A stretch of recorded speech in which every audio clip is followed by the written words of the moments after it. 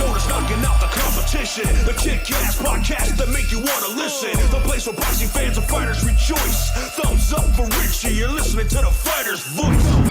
Good evening, ladies and gentlemen. I'm your host, Richard Ortiz of The Fighter's Voice, the only voice that matters. I'm like our guest today. We're simply knocking out the competition. Ladies and gentlemen, I want to present to you the lead writer for Supreme Boxing, Mr. Anthony Saldana. I hope I said your last name right, man, because you have that little hyphen. I saw that on your write-up there, man, and I don't want to chop it up. Let us all know, man, what's going on? How did you get involved in the sport of boxing? I just want to jump right into it, my man. Man, I got involved. Actually, I started watching boxing, man, when I was a kid, man, back in like 85. That was the first real fight. April 15th, 1985, Hagler Hearns got me into the sport. When I was about 11 years old, man, I started watching Michael Carbajal when he fought in the Seoul Olympic Games, man. That 88 team was great. You know, Carbajal got robbed that year, and I continue to be a fan. I think for me, growing up as a Chicano, man, you know, watching him fight, knowing that he was a Mexican American, you know, representing the United States in the Olympics, it meant a lot to me. And then I remember when he fought Chiquita Gonzalez, you know, all my family, everybody was going for Chiquita, man, and I was the only one rooting for Carbajal, you know, and he came away victorious in that first fight, man. And ever since then, I love the sport of boxing. Kind of took a break from it, like even watching it for a while in the early 2000s, and then I got back into it in about 2015. You know, with the rise of social media and whatnot, you know, boxing groups, Facebook, different things started popping up, and I would just articulate, man. I would just articulate on some of these boxing posts, and I caught the attention of a few people, Nancy Rodriguez being one of them. And she said, "Hey, man, would you like to join Supreme? You know, you do a good job at articulating. Seems like you know a lot about boxing." And so ever since then, you know, it was 2015. I think the very first fight, the big fight that I covered was Lucas Matisti against Victor Postal at the StubHub Center. So, yeah. But since then, I mean, I cover all the fights out here in Southern California. Whether it's Roy Engelbert in Orange County, whether it's the Thompson boxing shows, the 360 promotion shows, you know, I try to cover all the small shows a while back. Yeah, I sure did. Ran into you in Ontario. Yeah. So yeah, that's what it's a little bit about, you know, what I do. But I also cover some of the larger fights as well. You know, I've gone to Texas. I see you everywhere, brother. I've gone to Vegas, you know, so you know, I try to do a little bit of everything, man. It's not just, you know, but like I said, it's not just the big fights. A lot of my hustle is in the local boxing gyms out here in Southern California. You know, whether it's RGBA, whether it's knockouts, whether it's fundamentals, wild card, you know, I try to keep my foot in the door in all those places, you know, and see who's up and coming. I mean, when I posted that you were going to be on today, and a lot of people had a lot of positive things to say about you, man. There's not one negative thing. It said he's a cool dude. He loves the sport. He's passionate. Somebody you want around constantly. And yeah, man. I mean, you rubbed elbows with from the ground up. When did you know, Anthony, that you, as if to say to yourself, "Hey, I want to take that leap, and I'd like to be recognized as far as and respected for." The knowledge that you do have for the sport. A lot of people do have knowledge, but they don't have the opportunity or the platform. And by you being on Facebook or contributing your thoughts, Nancy gave you an opportunity, and you got the ball and you ran with it. Yeah, you know, and that's the thing. I do it for the love of the sport. I've had a lot of opportunities to do certain things. You know, in 2017, I started writing the bios for the Nevada Boxing Hall of Fame. So I helped put together the program for the Nevada Boxing Hall of Fame. This year, I was actually blessed enough to be part of the committee, the voting committee on who gets into the Nevada Boxing Hall of Fame. So I had the opportunity to be part of that voting committee as well. I also just joined Ring Magazine as a contributing writer for Ring Magazine. So, you know, it's just, it's a lot of work, man. It's a lot of hard work. It's a lot of time because I do have, you know, your per se 9 to 5. You know, I work for the Department of Veterans Affairs. That's my daily job. So, you know, it's just a lot of grinding, a lot of putting in work, you know, a lot of toes on the ground, man, getting to the gyms, knowing these younger fighters. And I think that's what really helped was just seeing that I was there for the love of the sport. for going out there and hustling, for grinding. When there was promotional companies that would ask for interviews or wanted me to interview fighters, I didn't care if they were a world champion or if they were making their pro debut. I took the time to talk to these fighters, and I think, just being cool with everybody, and I've been able to be recognized. And like I said, I'm blessed. I'm blessed. I smile at what he's saying, and just be cool with everybody. In this day and age, Anthony, that's a task. That's very difficult to do at times. Yeah. And I've learned a long time ago, I get caught up in my emotions constantly. That's my fight. But Yeah. It's very difficult. You got to know when to fight your battles and just try to smile, when to walk away, and just, is it really worth it at times, And everybody's a scholar in this business. It's a learning experience, and I thank you, because you were part of one of the experiences that I went through a few years back when I had some beef with Jamal Herring. And there was some stuff that I had said about Gabriel Flores and some stuff with Jamal Herring. He ended up on your show, I want to say a few days later, and you were able to squash that, man. And I appreciate that, man. I'll never forget that, Rich. I mean, I do appreciate that. Me and Jamal have a lot more in common than people think, on a personal level. With me working with the Veterans Affairs, with him being a veteran. I have a grandson that's autistic. He has daughters that are autistic. So there's a lot of intricate things that run near and dear to our hearts between me and Jamal. And thank goodness, I was able to learn from some stuff, popping off at the mouth. And, you learn and you grow. You learn and you grow. And we all do, brother. I mean, that's our fight as a man. We have that, I want to say being Mexicano, but it has nothing to do with it. We're just men itself, and we just want to say and do what we want to do. Yeah. Jamal Herring's a class act, hands down. I mean, I can't stop thanking the man enough. I mean, what he's done for me personally, on air, giving tribute to my son, and just we need more Jamal Herrings in this world, I will say. Yeah, definitely, man. Good class act. I mean, there's nothing more that I can say about him than what people already know. I think everybody that knows Jamal knows that he's definitely a class act, and we do definitely need more people like Jamal in the sport. And, we'll be covering too, because he's making another run, brother. He's making another run, according to himself, in trainer Manny Robles. So I'm going to, be there and support as much as I can. And always, let him know that he does have a platform here ready for him if and when he wants to come back in here or in studio. He's always welcome. I do want to say this, Anthony. How do you go from your 9 to 5? Because it's just like me. It's like when I get off work, I start working. I start doing what I love to do. So I really don't call it work. But at the end of the day, our body, we do need to sleep. I don't know if you know what that means, because I'm wearing these glasses to hide these bags in my eyes, because I don't sleep, brother. I say to myself, without wasting a day, what did I do today to get better than yesterday? Now, I'm watching you. You're also a co-host. I mean, if I was to read your write-up, I'd be here the whole show. Where do you make time to do?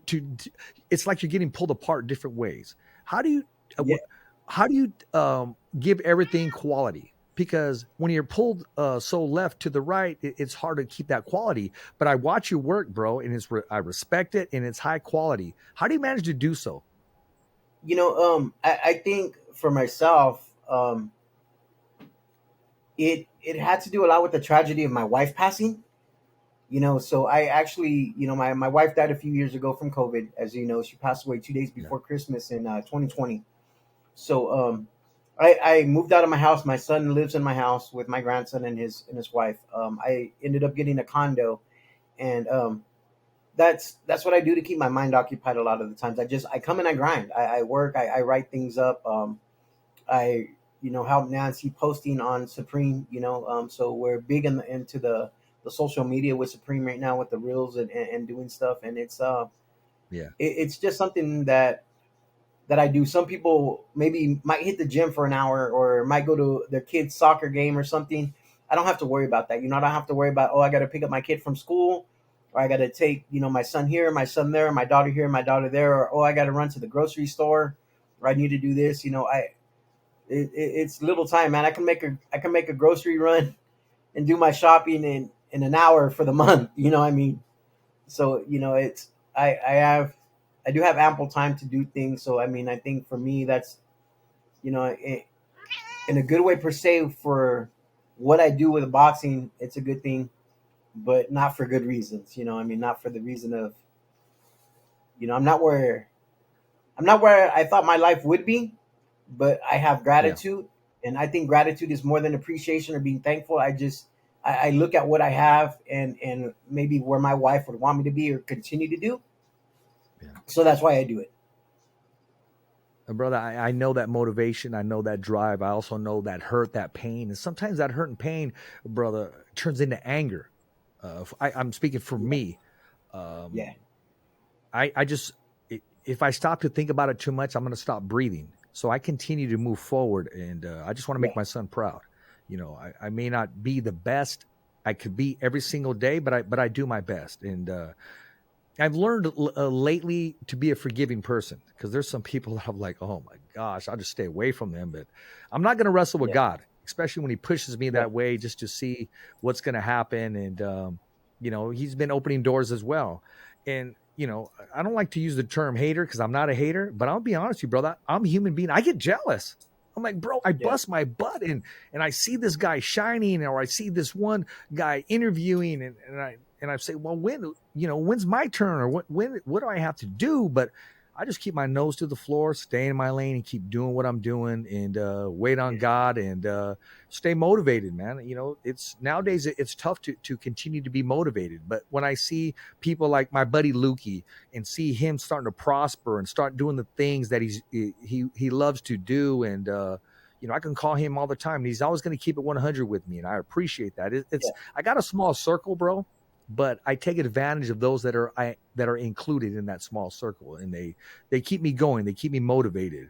You know, we yeah. talked about coming off a loss to our hearts, and but you continue to move forward. So, is it safe to say you found your serenity through boxing?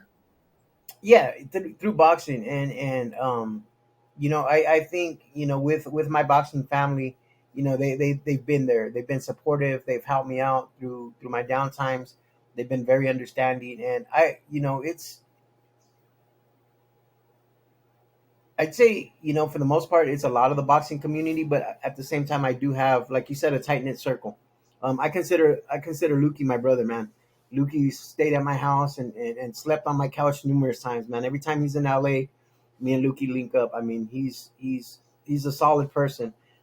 People like Nancy Rodriguez, people like Sean Fitzgerald, um, that have been really near and dear to me. Mauricio Yeah, Suleiman, and the WBC. That family has been really supportive of me through my trials, and and all I can do is give back and continue to try to be the best I can as well. You know, like, I don't try to be better than anybody else. I just try to be by myself. You know, be myself and be better daily. You know, and you know, God is, like you said, you know, God continues to open up doors, and I think that's another thing. You know, just getting back into the Bible, reading the Bible, um, you know, and just knowing that trying to make myself a better person has helped me as well. well, I'll say one thing, and it's going to open the door for what we're about to talk about. I posted just, I think it was yesterday, the day before. I said, does anybody have Ryan Garcia's ring walk? Because when he came in win, lose, or draw, when he came in, he had the biggest platform in the world to himself. He could have came into any other song. He could have done any other thing, come in with whoever next to him, but he gave props, man, Yeah, to our Lord and Savior Jesus Christ. And when I watching that, I can't help but get emotional and feel the love of the Lord, because it takes a lot of balls to do that at the highest level in the world. He could have had any rapper come in with him, anybody. Everybody knows who Ryan yeah. is, but he wanted to come in by himself. He gave props, and just, man, hands down. If he was here, I would say, bro, I'm proud of you. That's the best thing that I've ever seen you do in your life. You know, and I think that's why he was so gracious in defeat as well. You know, I think he knows that the Lord has his plans for him. He got out of that ring unhurt. He wasn't hurt.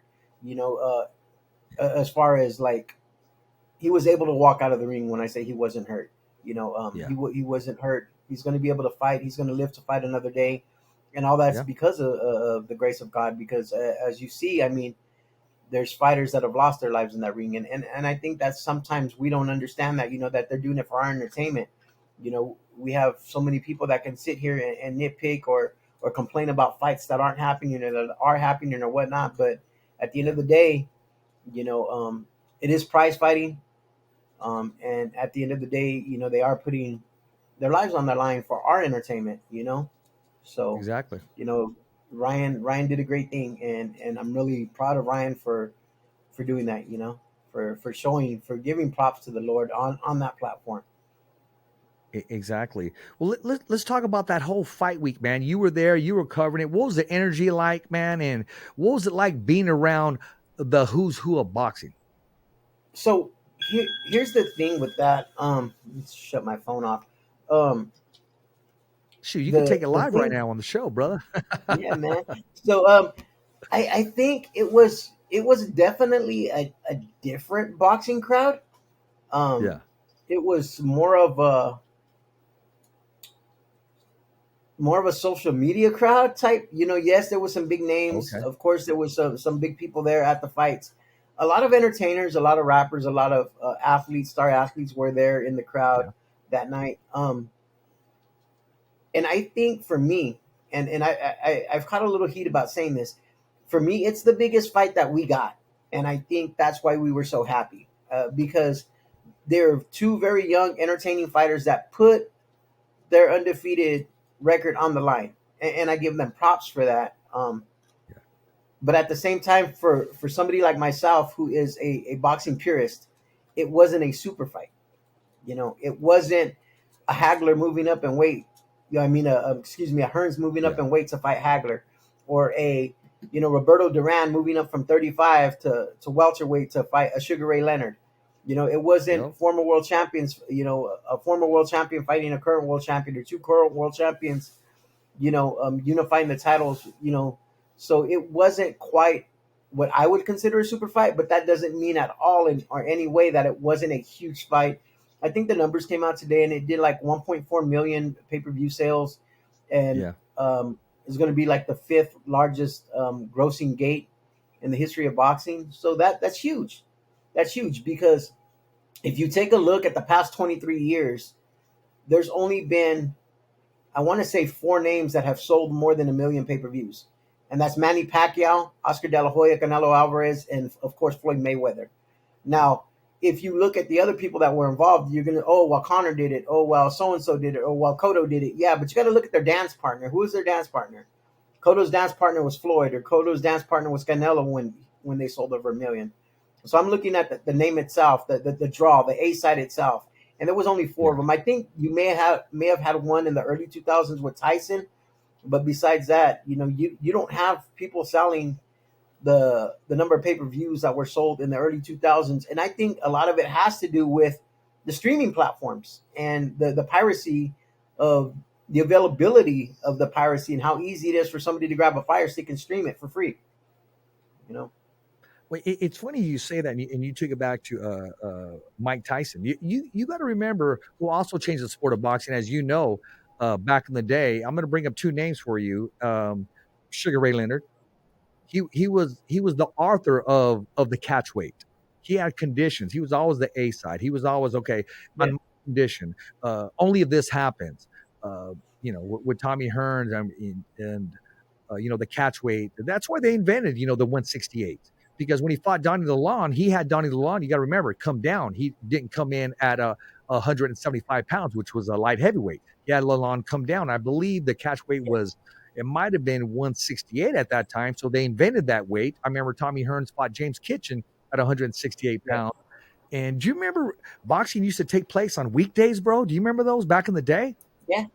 I believe the first fight with Duran and Leonard was on a Monday night in Montreal. Yeah. And there Yeah.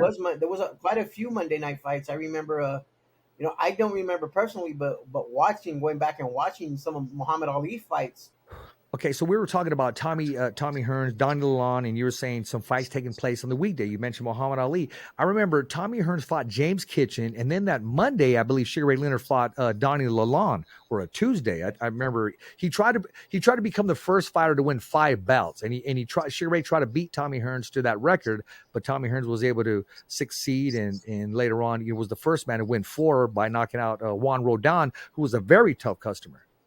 Yeah. So definitely, yeah. The weekday fights, they were hot back in the days, and then people were able to watch the fights back in the days on regular television, unless of Yeah, course it was a closed circuit fight. yeah, But you could turn on ABC Wide World of Sports, and there was yes, sir. boxing, on a Saturday afternoon. So you know it was Loved all that stuff, definitely man. definitely different day and age for the sport. Um, I think one thing that kind of upsets me is when people say, "Oh, boxing's dead." And that's because of the fact that we've been having fights on Wednesdays, on Tuesdays, on Thursdays. We have fights tomorrow night on the Zone from New York, the Boxing Insider Show. Um, on the weekends, Yep. if they're in Japan, sometimes we pick up fights on Sundays. It just it depends, and there's so many local shows. There's so much talent out there that they said, "Oh, well, they're not good fights." Yes, they are. You probably you're not watching the fights to understand what a good fight is. Just because they're not a big name doesn't mean it's not going to be a good fight. I mean, I've Hey, seen they some of the laced him up best. and trained like everybody else. Yeah, exactly, and I've seen some of the best fights at some of these club shows. A couple of weekends ago, you had on the 360 card, you had 2 Southern California kids that went toe to toe with Adan Ochoa and Omar Trinidad. I mean, it was a Southern California rivalry, and they went back and forth, and it was a great fight. So I don't want to hear that oh, boxing's dead, or this is why MMA is better, or why it's not better or whatnot. I mean, I give respect to all athletes. I'm not a big MMA fan myself. I'm a boxing fan, but I'm not going to disrespect those athletes because they train just as hard as the next person for their profession. And one of my favorites was Sean O'Grady on Tuesday night fights, man. And then ESPN used to come on Thursdays, and and to jump away from that, to say that boxing's dead, brother. What do they want? Hagler Hearns every single fight is just not going to happen. I mean, we like you said, we had 2 professional athletes, undefeated in their prime. Was it a super fight? No, it wasn't. But they had a dance partner. It is what it is. They share the ring together, and Yeah, maybe it'll make these other fighters want to get together. That's one thing. The second thing, a lot of people don't understand, it has a lot to do with promotions, management, and in that money bag. I mean, yeah, it wasn't where Don King had all the fighters. There was only one promoter, or so there was only one bout, only 2 bouts recognized at the time. Now yeah. there's plenty of bouts. No manager wants to put their fighter in and take that risk just yet. And the networks, there's a lot that stops these big fights from happening. The fighters want to fight. That's all there is to it. But there's a lot Yeah. of things leading up to it that need to be cleared. And it's funny. It's funny that you say that. About money, because I think it's always been like that since the beginning of the sport. When the first title that you had was the New York State title, and that ended up becoming the World Boxing Association, the WBA, and it was the same way for years. But because of greed, because of money, you go from 9 weight classes to 18 weight classes. Then you have the WBC come in, and then you have the WBO, then you have the IBF, and then you start having all these alphabet titles that are here, and you have all these different champions. And at the end of the day, you look at it, and it's because of money. When you have That 18 sanctioning body, they champions. got to get paid, brother. Yeah, you have 18 champions instead of 9 champions, and now you take that and you multiply that by 4. So now you're looking at 72 world champions at any one time if there's no unifications. And that's not including your regional titles or your silver belts or your interim champions and everything else that there is now. I mean, Yep. so it is, at the end of the day, it's about money, and sometimes that's what kills it. Sometimes that's Yeah. what kills it. And some of these That and rankings. yeah, that and honestly, in the United States, we don't get behind boxing the way they do in other countries. No, you're Mexico, right. for instance, stands 100% behind boxing. I was talking to somebody about it the other day, and I told them that globally, this, even though we don't, a lot of people may not like Ryder as an opponent for Canelo. Globally, the Ryder Canelo fight's going to be bigger than Tank and Ryan, because there's going to be more people worldwide that watch that fight, including in Mexico and in the UK and here in the Yep. United States, than will have watched Tank versus Ryan. And the reason is because you look at the demographics of sports here in the United States. You look at the NBA, like right now on my TV, the Golden State game's on. You know, I mean, there's baseball, there's basketball, there's football, the NFL. There's so many other sports here in the United States where, you know, you go to other countries like the UK and it's like they got darts and soccer, you know, and then boxing. So those Did you see fans know how darts? to, darts, yes, darts. Yeah, but you know, they get behind their fighters out there. You know, those UK Yeah. fans, they travel. I remember seeing the MGM full of Irish people when Frampton fought Leo Santa Cruz. You know, Leo Santa Cruz, being from Southern Yeah. California, I thought would have had the majority of the crowd, but no, it was full of Irish fans. You know, Yep. and you see that time and time again. And then when the best do fight the best, a lot of times they can't sell out the arena. And you know, when Andre Ward, for example, took on Sergey Kovalev the first time, they fought at the T-Mobile Arena, and that place was half empty. You know, but people want the best to fight the best. At the same time, us as fans have to get behind these fighters when the best are fighting the best. Um, and, and that's the problem, you know, is that this game is to be sold, you know, and that's the way it is. That's when you start getting the all access 24/7s and whatnot, because they have to sell the fights to the casual, you know, and that's Yeah. how that money's made, is when you get big names, when you get YouTubers, when you get people that are well known on social media. Those are the fights that are going to be sold. Those aren't necessarily the best fights that can be made, but those are the fights that are going to make the most money, because That's the they business put side. butts in seats, and it's a Yep. business, you know. And sometimes Exactly. when the best do fight the best, they just don't get the recognition, they don't get the props, because you know, it's a fine line between creating a legacy in the ring and developing yourself and marketing yourself and advertising for yourself, and becoming that household name as well. Yep. You know, I mean, you've got to do a little bit of both. You've got to be a great fighter, but you got to know how to market yourself as well. I agree. I agree. Hold that thought, because we're going to take a break and we're going to be coming right back. I'm your host, Richard Ortiz of The Fighter's Voice, the only voice that matters, and we'll be talking to you in a few moments. We're back, baby. Hi, I'm Janet Uribe, and I am with the Fighter's Voice. The Fighter's Voice.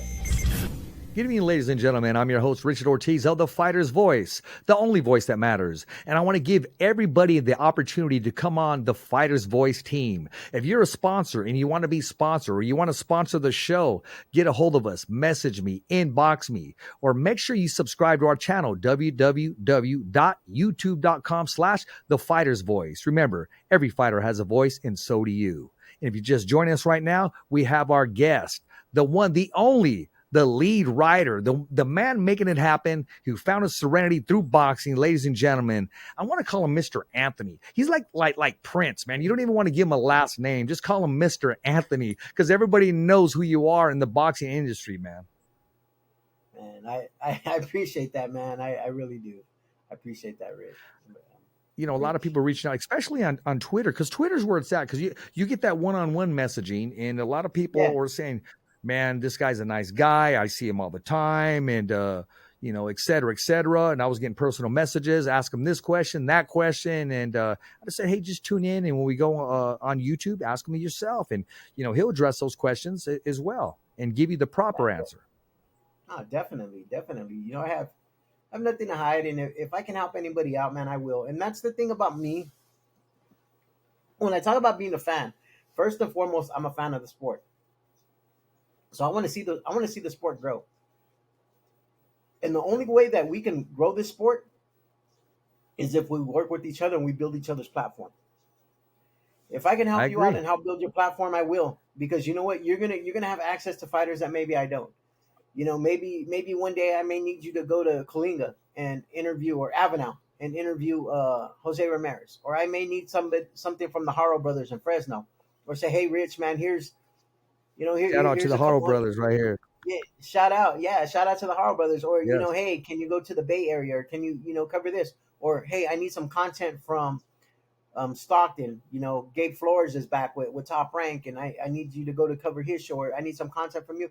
We got to be able to scratch each other's back, man. We got to be able to lift each I other up and agree. build each other's platform, because that's the only way that these fighters are going to get the recognition they need as well, whether it be the fighters just coming up or fighters that are already made. Either way, man, I mean, there's going to be stuff that we don't get. A lot of times, I'm looking for content from certain fighters that may be in the arena before anybody else is, or content that Top Rank isn't sharing because they're not on the main card, per se. They're Yeah. early opener, they're somebody that I'm interested, but they're only 1-0, and they're fighting at 2 o'clock in the afternoon when there's only 18 people in the arena, and I'm looking for content, but you're there and you're grinding and you're able to give me that content, and I think that's the part where we have to build each other up. A lot of times, I look to Lukey for that. If Lukey's up there, and I can go to you too, if you're some of the fights, up in that area, hey, this is what I need. Because a lot of times, like I said, I'm not always looking for those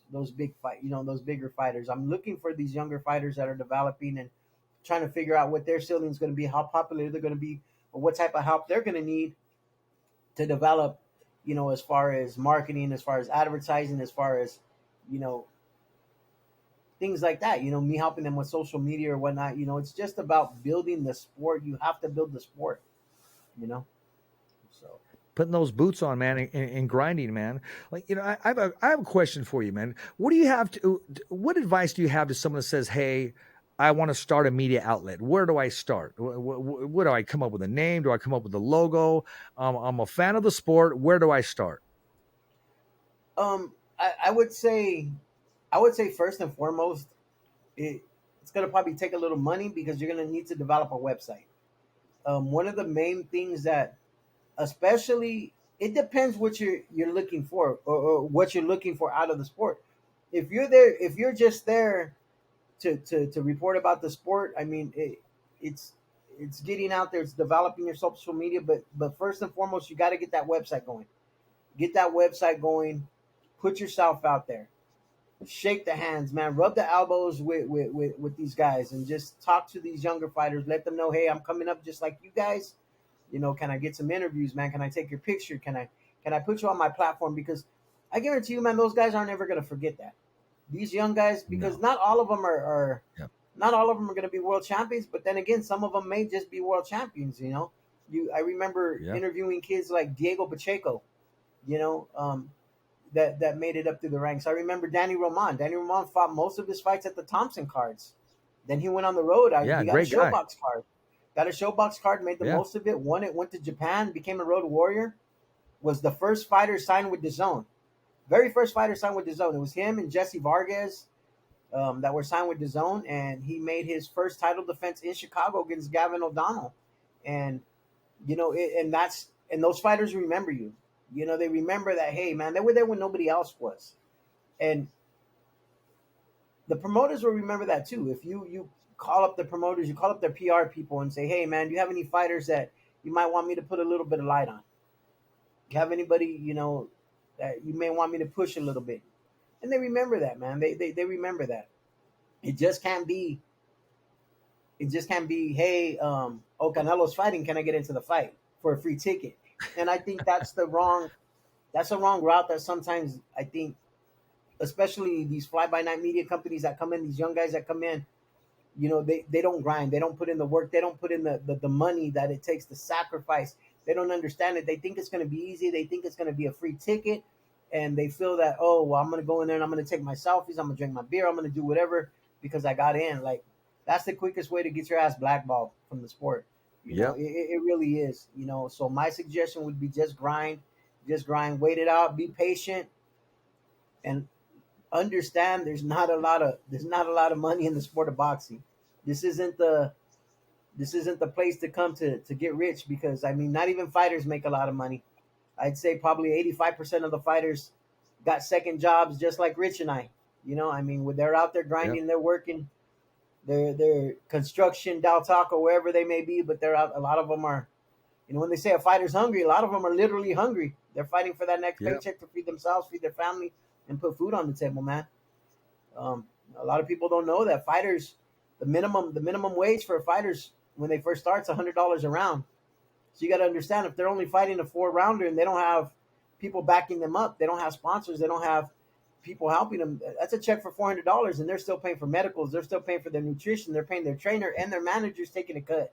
So it's a dog eat dog world. It really is, man. And don't and don't be that guy. I see people, Anthony. I've seen guys that get credentials and they do not leave their seat. They're literally eating their laptops closed. They're literally eating nachos. There's no content. The only thing there is they took their selfie. Now there's a time and a place. I'm not opposed to that. Okay, knock yourself out. But there's a time and there's a place and there's that word called professionalism.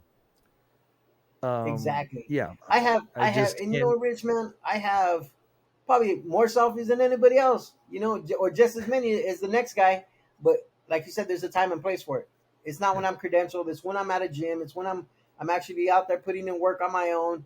You know, it's at maybe a fight after party or a special event that's going on that I'm there with some fighters or whatnot. And, you know, that's when it happens. You know, it's not during work. You know, I sat my ass in my seat 1 o'clock. I got my credential at 12:30 this past Saturday. By 1 o'clock, I was in my seat. I started posting on every fight on social media. Then I actually started writing during the pay-per-view. And before the press conference even started, I had already had my story posted on a time deadline and it was already out, you know. So it's work. It's sitting there writing, it's sitting there working, it's sitting there grinding, you know. So it's not just, oh, you're lucky. No, I'm not lucky. You know, this is and that's the thing that people don't understand. You know, I hear you earlier, you know, asking for sponsors, man. If there's sponsors out there that can help Rich, man, help them out. Because if you love the sport and you want to continue to grow and you want to see sport boxing in your area and you want to see the best news, I mean, help the man out. You know, he's getting fighters on here. He's getting people like Jose Ramirez. I mean, he's getting world-class fighters. He's getting world-class trainers that have been on his show. And the only way he's going to be able to survive is if he gets the help as well and he gets the backing, you know, because at the end of the day, nobody's buying his mics. Nobody's buying his headphones. That's all money that comes out of his pocket. When he's traveling on his last dime, eating a damn bologna sandwich that's 2 days old at a fight, you know, I mean, literally, like, seriously, we've all been there. You know, we've all been there. You know, I mean, I'm not gonna lie. This Saturday, I got up, and anybody can say what they want, but I got up an extra 2 hours early to get to what I needed to get to, so I could get to Bronner's press conference, so I could get that free breakfast, so that wasn't $35 out of my pocket. You know, it is what it is. Exactly. But I still covered. Bronner didn't show up. I still interviewed the kid that was there to fight Bronner, Bill Hutchinson. Put my interview up with him on Supreme Boxing, and I still worked. Yeah, I had my breakfast, but I'm still out there grinding, and I'm still out there working, you know. So, yeah, man, you gotta help the guy out, man. Hey, man, I appreciate that, brother. You know, I keep it real, man. David Benavides and Caleb Plant, fighter Andy Vincent's PayPal me. Hey, Rich, let me buy you lunch. And I appreciate that. You know, I chuckled at it, but I appreciate that. I mean, I do. It goes a long way, man. And, you know, I'll return the favor. And we've went back and forth, man. And sometimes you can't put a money amount or a price on things that you do for other fighters. I had one fighter just last year. He said, "Man, Richard, can you sponsor me?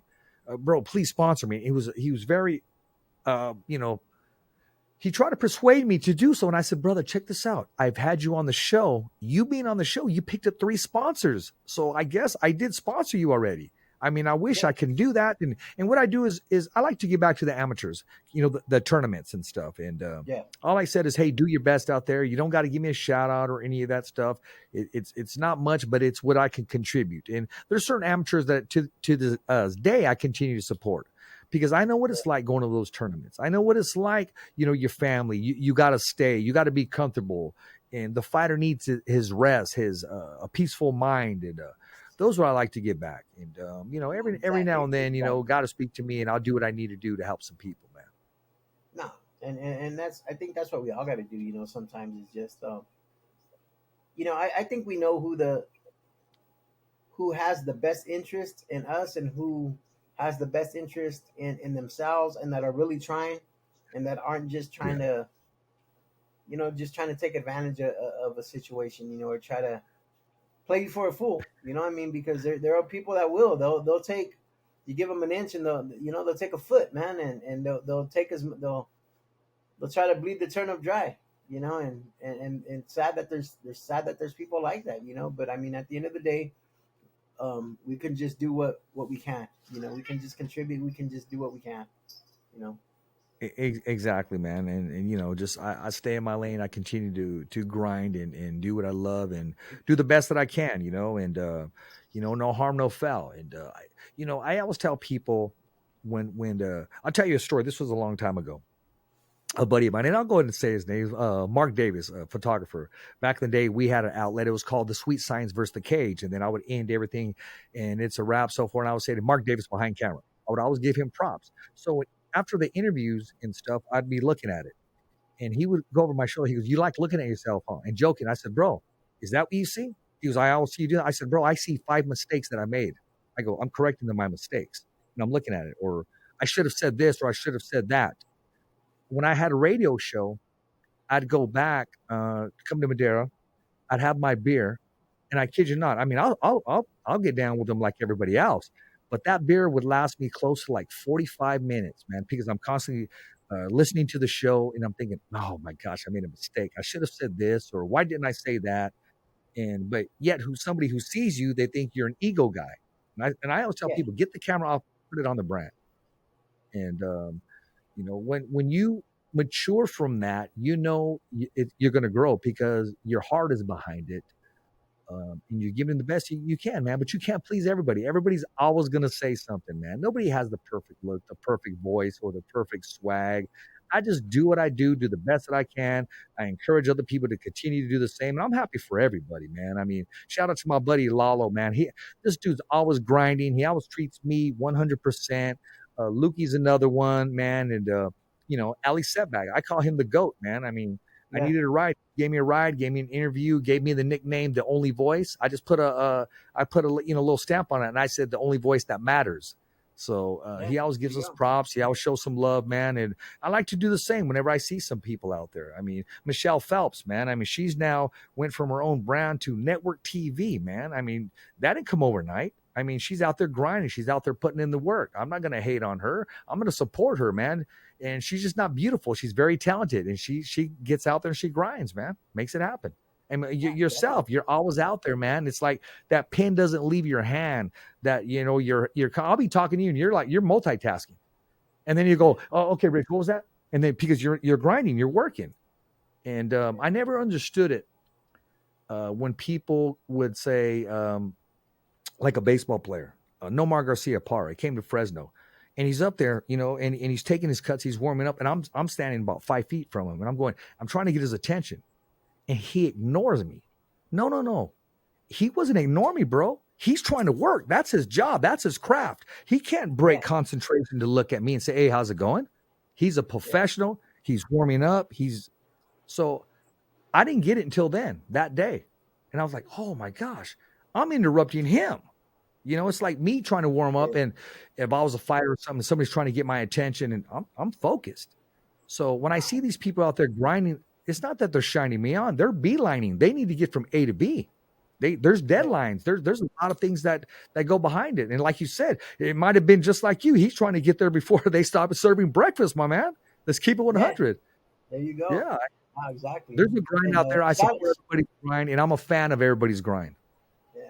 And shout out to Lalo, man. I actually had breakfast with them at that Bronner thing Saturday morning. So shout out to Lalo, man. Good dude, man. Good dude. But no, yeah, he's out there making. You're absolutely right. I think he has his own style. He's going to change the sport as far as the media outlook. I like the dude, man. I'm glad I met him from the ground up, as opposed to you meet somebody and you don't know the work they put in. I know the work he's putting in and what he's done to help me, and I'm always there to return the favor for him, man. So, like I said, Anthony, I'm a fan of everybody that's out there grinding, man. Yeah, and I'm more. I'm gonna be real, man. I'm more old school. Yeah, I do the boxing rundown on Mondays with Boxing Ruckus, but I'm more old school, man. I'm more of a scribe, so I still believe in, even though there's no newspapers or whatever, I still like to write. I'm still at heart, like I like to write. And that's what I do. I'm not too focused on the YouTubes or focused on the views, or and I'm not knocking Ali or Lalo or anybody else, because Nancy still does her thing with the reels, and there's still a big platform on social media for that. I do things. I'm more old school. I like to go and I write. I think one of the people that showed me a lot is David Avila.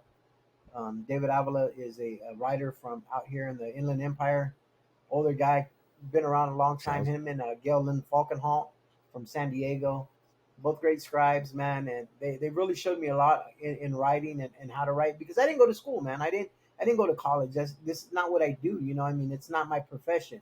I do it now, but it's not like something I was trained to do. Well, you're doing a good job, man. And one thing you do a good job at is breaking a fight down. And there's a lot of fights that come to mind. Because of time, I'm gonna choose my favorite matchup. It's not David Haney against Lomachenko. It's not Tyson Fury and possibly Andy Ruiz. I'm very interested in Teofimo Lopez and Josh Taylor. What do you think about the matchup? Where does the winner go from here? And who do you have? What's your take on that fight? I think the loser should get Ryan Garcia automatically. Whether it's Josh Taylor, whether it's Teofimo Lopez, that should be Ryan's maybe second fight at 40. I think somebody for Ryan like Pedraza would be good, but then take the loser of the Taylor Teofimo fight. I think the winner from there, I think they control the division. They'll probably end up fighting maybe somebody like Regis. Josh Taylor Regis rematch would be great for that title. Teofimo is still a great fighter. Teofimo was, the undisputed world champion at lightweight before he lost that bout to George Kambosos. He's moving up to somebody, in Josh Taylor that has fought the best of the best. He has fought the Ramirez's of the division. He has fought the Regis Prograis, and he has beat them. Josh Taylor's not a walkover. Yeah, he did have some trouble with Jack Cottrell, but you got to understand sometimes, and I try to explain this to people. Sometimes fighters fight to the level of their competition. I'm not taking anything away from Jack Cottrell, but sometimes when that fighter's not that big name and they're not getting pumped up for them, right? Yeah. They just fight at that level of their competition, okay? And for a big example, and I'm going to ask you this question. Do you think Yuriorkis Gamboa on a torn Achilles is better than Ryan Garcia? As far as being a complete fighter, I think he has more to contribute, more to offer as far as not being one dimensional. But okay, let me say this: I'd take a hurt Tom Brady over a healthy Dak Prescott, and I'm a Cowboy fan. So and that's the thing. It's like you know what I'm talking about. You have somebody like Gamboa that went all 12 rounds with Tank Davis. Seasoned but then you fighter. have somebody. Right, and you have somebody like Ryan that got taken out in the 7, got dropped in the 2nd, that got taken out in the. But to me, that doesn't necessarily make Ryan that much inferior to Gamboa. What I'm saying is sometimes when you can't get pumped up for that fight, sometimes these fighters do that. They just don't get to that level that they need to, because that name's not there. And I think that's might would have happened with Taylor when he fought Cottrell. I think it's going to be a hell of a fight. I think Teofimo has something to prove. It happens. I think at 140, he's the power. I don't know if the power is necessarily carrying with it, but we'll haven't see. seen I it think yet. That's a fun fight. That's a fun fight. It is a fun fight. I'm gonna try to get to that fight, Anthony. I'm gonna put in for that fight. I'm gonna try to get to that fight. If I'm clear to go in there, then I have a good problem. I'm gonna be like, man, I need to get to New York, man. To New York. I need to get down. Yeah, the fight I'm interested in is the one that got postponed myself, and that's the fight between Cool Boy Steph and Inoue in Japan. So that fight got pushed to July. Inoue is going for, I believe, his 4th division title. Trying to become the first Japanese fighter. Yeah, the monster, man. And Stephen Fulton he's a complete boxer. He's been in that division a long time. I think his power, maybe Beat Danny maybe Roman. maybe dangerous. Yeah, he beat Danny Roman. Yeah. He's been in there with the top fighters. Um, I've seen fighters at that lighter weight division move up. I've seen when Chocolatito moved up and became the first 4 division world champion from Nicaragua and win it at Superfly. But I also seen him get knocked out by somebody like Phagnasay, whose power was just a little bit too much for Chocolatito in that same division. So Yeah. when we'll see how that fight goes when Inui takes that power at 22. He's fought at 112, he's fought at 115, he's fought at 118, and now he's moving up to 122. And some people may say 10 pounds, that's not much. Look at what happens when people jump from. Yeah, no. Look at their weight. When you jump 10 pounds, that's 10% of your body weight, man. That's a big Yeah. that's a big jump. And that night, I figure, Fulton's probably going to come in closer to 135 after the weigh-ins. So definitely going to have more power than Inoue. It's going to be a good fight. So that's a fight I'm interested in. Who do you have in that fight? In July. They moved it to July. No. And then Who do you June, have in they that just fight? announced. Huh? Who Who's do you that? have in Who's that that? fight? Yeah. Who do you have I think winning that I fight? think I think Inoue can outbox him. I think he might. I wouldn't doubt if it's a shocker and he gets dropped early and then just outboxes him. I think he has better angles, better foot speed. I think he knows how to use his aggressiveness to time his aggressiveness and then counter to go in and out, kind of like the way Pacquiao has in the past. But Yeah. honestly, I wouldn't doubt if he got dropped that fight. He had a tough fight and got his actual eye socket broken against Nonito Donaire. And Donaire's been around for a minute, so that's it's a very dangerous fight. It's Flash. going to be a good fight. The lighter weight classes always give great fights. I've been a fan of the lighter weight divisions forever. I Joshua love the Franco, super Bam flyweights. Rodriguez, the Maloney Yeah, brothers. Bam. Yeah, Bam's going to be rematching Ioka pretty soon. I think they just announced for June that they're going to rematch. Yeah, him and yeah, Ioka. Franco. Or yeah, Bam. No, I'm sorry. Yeah, Franco, his brother. Yeah, that's right. I get them mixed up too. Yeah, his brother. Yeah, Franco, Josh. So yeah, Yes. he's going to be rematching Ioka Professor. in June. But yeah, and Bam. I mean, even with Bam this last fight, it looked like he had a tough time. He ended up with a broken jaw. And Yeah. that's what people don't understand. It doesn't take very much to hurt somebody. One punch can do it. And I think I was reading up and it said that it only takes 9 pounds of pressure. 9 pounds of pressure in the right spot to knock somebody out. That's it. You don't need 900 pounds of pressure. You don't need 1,000 pounds of pressure to hurt somebody. Of course it's going to hurt, but with the right punch, all it takes is the twist. And when people get knocked out, for people that are tuned in that don't understand, or they think, oh, they got hit and they got like put to sleep.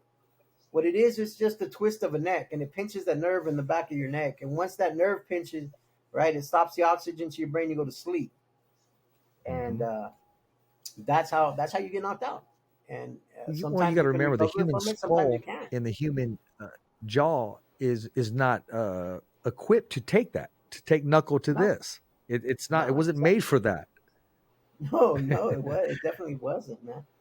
So No. I mean, just think back in the Jack Johnson days, man, and just Jack Dempsey, the small gloves, and yeah. man, So actually, the 'cause- bigger gloves were made to protect the fighter's hands, not to protect the exactly, not the beating. face, exactly. They were made to protect the Exactly. fighter's hands. Yeah. exactly. So, yeah. That is crazy. That's some kicking some knowledge right here, man. So, listen, before I let you go, man, what fight do you want to see take place? What matchup for a bout or not in 2023? Give me 2 fighters right now that you want to see share the ring. 2 fighters. Okay. I'd love to see that rematch between Bivol and Canelo, but I want to see it at 68. I want to see it for the undisputed championship. I want to see, people say, there's weight classes for a reason and whatnot, but the way Bivol fought that first time and the way he outboxed Canelo and out-executed him, I believe he could do the same thing at 68, but it's still an intriguing fight to see if that weight cut from 75 dropping 7 pounds, how much it would affect Bivol. So that's an intriguing fight for me. I'd love to see the rematch, but it would have to be at 68. And then I'd say, I think, honestly, I'd like to see Regis Prograis and Jose Ramirez for that WBC title. I'd like Oh, to you see read my mind. Did you read that bubble right now? man. You read my bubble. If That fight has to happen. Okay, you know what? Let's break that fight down. Let's break that fight down, Anthony. Let's break it down right now. Regis Prograis, and what are the keys of victory for Regis Prograis, and what does Jose Ramirez need to do to come home with that victory? Boom. Ramirez just has to box him. Ramirez has to stay disciplined. He has to use his jab. He has to use his footwork, and he can't engage with Regis. I think he just has to sit there and box him. I think once he gets him hurt, or once he starts going to the body and breaking Regis down, I think he's there for the taking. But I'd say he's got to jump on the scorecards early. He's got to take those early rounds and outbox him and get 4 or 5 rounds underneath his belt early. That way he wins a couple of these later rounds. He walks away with the victory. He outboxes Regis and comes away with the victory. I think if he tries to turn it into a slugfest, it needs to be late. It needs to be late in the fight when Regis is already tired and already worn down. Regis's power is he's tough, and he's got some dynamite in his hands. But the thing is you can you can break a fighter down. Going to the body, winning rounds, and I think Jose Ramirez could really do that. My issue with Ramirez is that I don't know where he's at mentally, and as we know, being there mentally is the biggest aspect of the sport, more than physically, more than anything else. And with his family, with his new marriage, with everything going on in his life, with the money that he's made, how hungry is Ramirez to still get in there and want to recapture that title? And I think, to me, that's the biggest question that Ramirez and his team have to answer is, does he mentally want to get in that ring with somebody like Regis and want that title?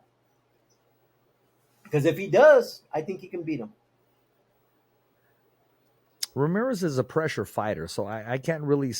He has that attribute to box another fighter, but he has. I've seen him in the gym. I've seen him do the Mayweather. I've seen him look all, but that's only because he can. But his style, he's a pressure fighter. Regis is, man, doesn't have the best balance in the world, but man, when he touches you, it's a wrap. I honestly think Regis keeps his chin up too high. He knows he does that, but he just has hands. When he touches you, he hurts you. And he's a student of the game. He studies the sport. Ramirez, I'd like to see him move his head just a little more. And it's going to be a great fight, man. It's going to be a rock'em sock'em fight. It can be a Hagler Hearns, or it can be a classic. It can be one of two. It can be one of three. But I definitely think that fight needs to happen in 2023. Rick Morigan's pushing for Fresno. I get that, because of selling out seats. Now, you got to remember who the champion is and who's not. So it all depends on the champion. I mean, compromise, maybe come to LA. MGM Grand would be okay. I just don't think last time the promotion wasn't there for Josh Taylor and Jose Ramirez when they fought the first time. I'm going to keep it real 100. Yeah. They can say whatever they want to say. Where I was sitting, bro, there was like 400 extra seats. And they needed to sell those tickets. They needed to somehow get those people there in that arena to make that happen. That was at the Virgin Hotel. Yeah. Now, Jose Ramirez and Regis Prograis, will it sell out Fresno? Of course it will. Rick Morigan's a genius when it comes to selling out his hometown of Fresno, California. Now, is Regis going to go down there? Sure, he'll go down there for another maybe 500,000 extra. But he's the champion, man. He's going to be the A side going in there. He's going to walk in last. He's going to be introduced last. But it's going to be a Jose Ramirez crowd. And I think that's that extra push that Jose needs, that he vibes off. But at the end of the day, you asked, is he hungry enough?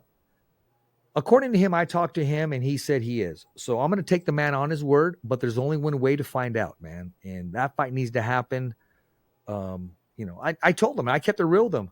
I said it just like this. And I said, Jose, can I keep it real with you? He said, yes. He smiled. I said, your ass should have been at Prograis Cepeda, and you should have jumped in the ring and challenged the winner right then and there on the spot and created that fight.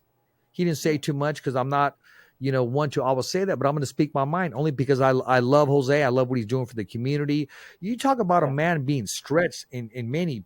I don't even know when he has time to just be Jose Ramirez.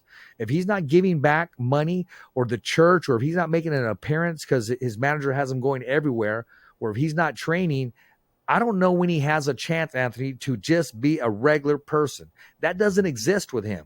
He is being stretched and pulled in many different ways, man. I've never heard of him just relaxing. When he posts something, he's doing something, but yet he's giving back to the community. So that's one thing that I would say, Jose, if he does get that fight with Regis Prograis, there's a lot that needs to change. He needs to get the proper rest.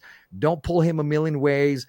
The kids will still be there. He'll give him a big check when the fight's over. Let him focus on the fight. Let him focus on the training. Let him execute the game plan. Regis Prograis, he's going to come ready to defend that belt. He wants that, and he wants to sweep the division of 140 pounds. And Jose wants to regain the belt and regain his place and possibly the history books. That's just my take on the two. Exactly. Listen, man, I talk too much, and I know we can probably go in the garage and talk all day without the microphones. And I love talking boxing. I love talking old school boxing, man. When you mention, the likes of the Tommy Hearns, the Sugar Ray Leonards, man, that's my cup of tea all day long, bro. Let's cut right through it, man. How do we follow you? How do we support you? And what do you got to say to all the fans that love you and love what you're doing, especially making the platform that it is today? You can follow me on Supreme Boxing and on all platforms. We have our website. We have Twitter, Facebook, Instagram. Follow us on Supreme Boxing. Make sure you also follow the Nevada Boxing Hall of Fame. We're going to be introducing our 2023 class here pretty soon. We'll be releasing the people that have been inducted, the fighters that have been inducted, and where we'll be held at this year. So be on the lookout for that. Follow the Nevada Boxing Hall of Fame. You can follow me personally on Instagram at Stacks_ringside. On my IG. On Facebook, I really don't accept too many friend requests. That's more personal. But you can follow me. If you hit me up and I know you, then yeah, I'll probably allow you to follow me. But to all the fans, to everybody that's supporting me, to everybody that likes what I'm doing, man, understand that I do it for you guys, for people that can't be at the fights, that people that can't afford to be there. I've been blessed enough to be there. I've been blessed enough to have that opportunity. So I want to make sure to give back to you guys, that you guys are seeing what's going on. You guys aren't having to wait till the next day to find out who the winner is, that you guys can actually read a well-articulated article on how the fight went down, what happened, who was there, what not, because of the fact that when I was growing up, I wasn't able to do that. I wasn't able to go to the fights. I wasn't able to live the life that I'm living now. If my grandfather was alive, my mom was alive right now, I'm sure they'd be so proud of me to see what I'm doing in the sport, because they were both huge boxing fans, and I've been blessed to have this opportunity. So I can just, the little bit that I can do to contribute, to give back to you guys as fans, to talk to you guys when I'm at fights, whether it's at a Thompson show, whether it's at a Canelo show, man, I appreciate you fans. I love you guys, man. And, continue to support anybody in the game that's trying to make their way up, man. People like Rich, people like Lukey, people like Lalo. That's what makes this sport go round, man. And just continue to support us, man. And that's all I can ask. That's the only thing I ask, is that you continue to support us, whether it be, hey, here's a free lunch. Hey, man, here's lunch on me, or whether it's, hey, man, here's a beer on me, whatever it may be, man. Just, hey, you know what? Just remember that we're humans just like you guys. I think sometimes people think, man, these guys are rolling in dough and they're going here and they're going there. Nah, man, we still got 9 to 5s. We still grind. We still working, man. We're just like you guys, and that's the reason I do it, man. I do it for you fans, and for the love of the sport, man. So thank you guys, man, and I hope everybody is y'all continue to stay blessed.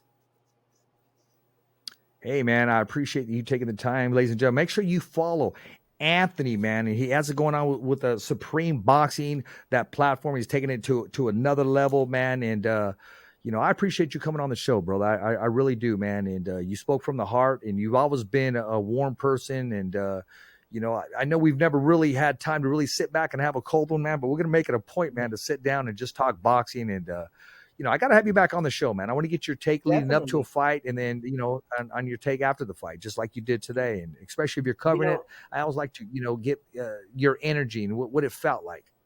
yeah, and it's funny because I don't even know if you remember when we first met, man.